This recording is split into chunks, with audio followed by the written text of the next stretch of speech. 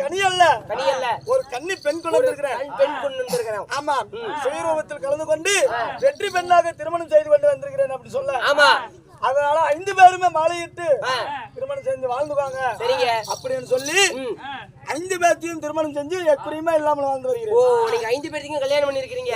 யாரு? தர்மர், பீமன், அர்ஜுனன், நகுலன், சகாதேவன் என்று சொல்லக்கூடிய 5 பேரையும் திருமணம் செய்து எக்குறையுமே இல்லாமல் வாழ்ந்து வந்து வருகிறேன். அப்படி வாழ்ந்து வந்தாலும் இன்றைக்கு நான் எதுக்காக வந்து தெரியுமா? பெரிய கணவராகப்பட்ட தர்மபுத்திர மகாராஜர் உங்களை 5 சீக்கிரமா கூட்டிட்டு வர சொன்னாருங்க. அப்படியா? ஆமா, போய் பார்க்கலாமா? வாருங்கள் போகலாம்.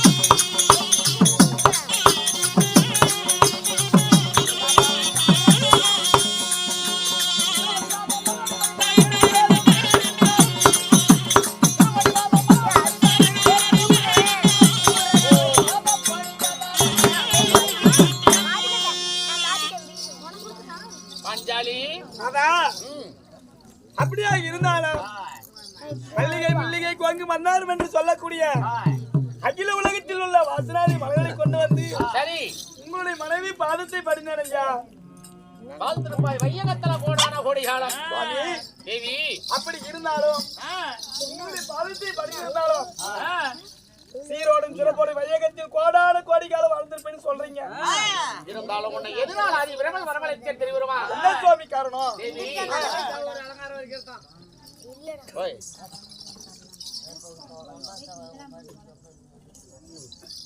சுவாமி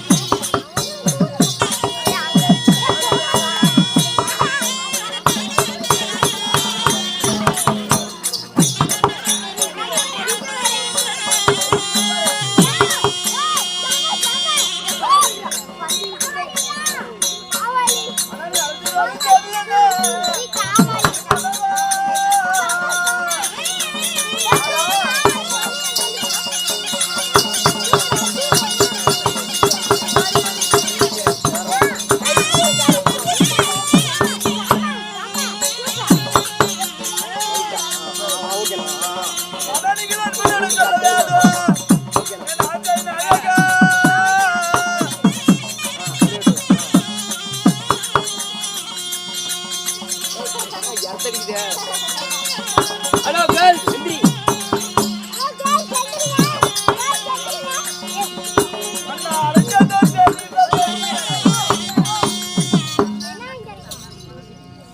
பஞ்சாலி சுவாமி இதோ அரண்மனையில் இருந்த எண்ணெய் சரி 1000 தாதிமார்களை விட்டு இன்று சபைக்கு வரவழைத்தீரே. ஏனுங்க காரணம்? என்ன காரணம்? தேகவதா பாவியாரு துரிய நடத்தல நாடு கேட்க உலகமாமணி வந்தோம் நாடு கேட்டோம் நாடு கொடுக்க மறுத்தான் ஆமாங்க.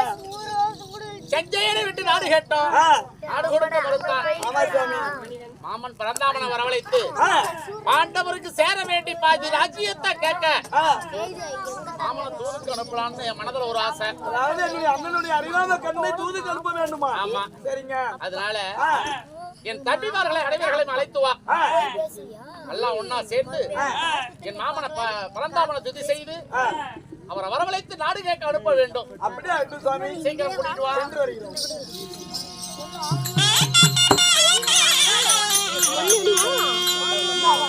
அறிவீர்கள் செவ்வேர்களே, விதமாகத்தானே தர்மபுத்திர மகாராஜராகப்பட்டவர் தனது தம்பியாகப்பட்ட பீமச்சேனனை அழைக்க இப்பொழுது பீமச்சேனன் வருவிதம் காண்க.